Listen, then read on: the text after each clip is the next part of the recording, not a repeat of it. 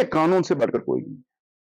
कानून कानून है। उसमें एक आम आदमी हो चाहे कोई बड़ा हो, सबके लिए इक्वल ट्रीटमेंट है। और खासकर मोदी रूल में, जहां कानून की बालादस्ती आजकल कश्मीर में है, लॉ एंड ऑर्डर की बालादस्ती है। अब वो स्टोन पेल्टिंग का वक्त नहीं रहा, दहशतगर्दी का वक्त नहीं रहा कि आप कहीं भी कब्जा कर सकते हैं, या जिस तरह से पिछले रिजीम्स है वहां जिस तरह से बांटी जाती थी, वो दूर अब गया है। कानून सबके लिए बराबर है। कानून ने अपने काम की है। उमर मौलवी फारूक साहब, अगर उमर साहब सच्चे हैं तो वो दिखा देना अपनी जो उनके पास डॉक्यूमेंट्स होंगे। लेकिन मौजूदा जो गवर्नमेंट है, इस गवर्नमेंट में इक्वल ट्रीटमेंट सबके लिए है, चाहे वो अमीर हो, चाहे वो गरीब हो, चाहे वो बड़ा हो, चाहे वो छोटा है। इक्वल ट्रीटमेंट हमारा ये आइडियोलॉजी है, और हम इक्वल ट्रीटमेंट पे ही सब लोगों को हम दे रहे हैं।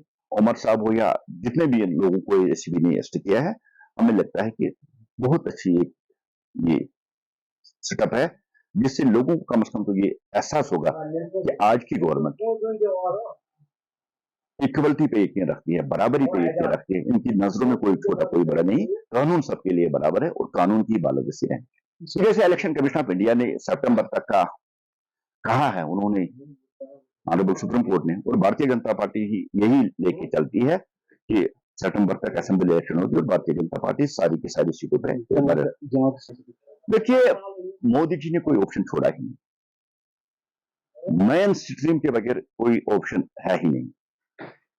आज के डेट में आप देश के खिलाफ बगावत नहीं कर सकते, आप देश के खिलाफ जंग नहीं कर सकते।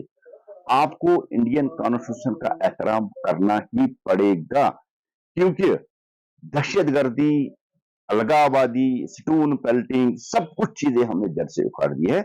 और ये मोदी जी का मैजिक है कि आप वो कल तक जो दहशतगर्द प्रोडक्ट करते थे, आज वो इंडियन कॉन्स्टिट्यूशन का एहतराम करते हुए कहते हैं कि हम इंडियन कॉन्स्टिट्यूशन के तहत वोट डालेंगे, हमें वो जो इलेक्शन लड़ने की इजाजत दी जाए।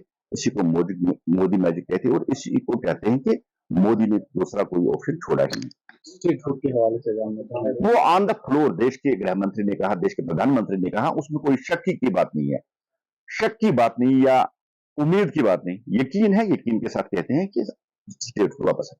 देखिए, जिस तरह देश में एक नैरेटिव बना है, जो डायनेस्टी रूलर्स, खानदानी राज जो है, उस खानदानी राज को उखाड़ फेंकना है। इसलिए आपने देखा होगा कि आज भारत पांचवी सबसे बड़ी इकोनॉमी है दुनिया में, और उस खानदानी राज ने भारत को पीछे लाके खड़ा कर दिया। आज भारत की एक इमेज है दुनिया में, और आज भारत का नाम है दुनिया में। मुझे लगता है कि भारतीय सबसे पहले भारत को चाहता, उस भारत को मजबूत करने वाला नरेंद्र मोदी जी है।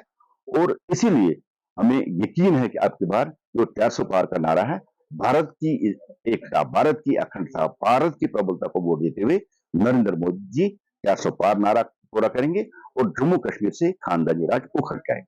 वोटिंग परसेंटेज काफी अच्छी रही साहब, तो इस हवाले से कुछ देखिए, ये डेमोक्रेसी की जीत है, इंडियन कॉन्स्टिट्यूशन की जीत है। एक श्रीनगर पार्लियामेंट्री कॉन्स्टिट्यूंसी 1990 के बाद इतनी बड़ी तादाद में निकलना और वोट करना, ये डेमोक्रेसी की जीत थी। उसके बाद जो बारामूला कॉन्स्टिट्यूंसी, एक रिकॉर्ड तादाद 1967 के बाद 7% पोलिंग होना, ये दर्शाता है कि आज के यूथ ने अपनी पॉलिसी चेंज की है। कल तक जिन लोगों को वायलेंस, स्टोन पेल्टिंग, गन, बम, ग्रेनेड, उनके जरिए उन लोगों को इन्वॉल्व किया जाता था, लेकिन उसने आज उन चीजों को रिजेक्ट करके आज इंडियन कॉन्स्टिट्यूशन के तहत इंडियन डेमोक्रेसी का एहतराम करते हुए अपना डेमोक्रेटिक हक अदा करने के लिए भारी तादाद में निकलना दर्शाता है कि ये बदले हुए जम्मू कश्मीर की तस्वीर।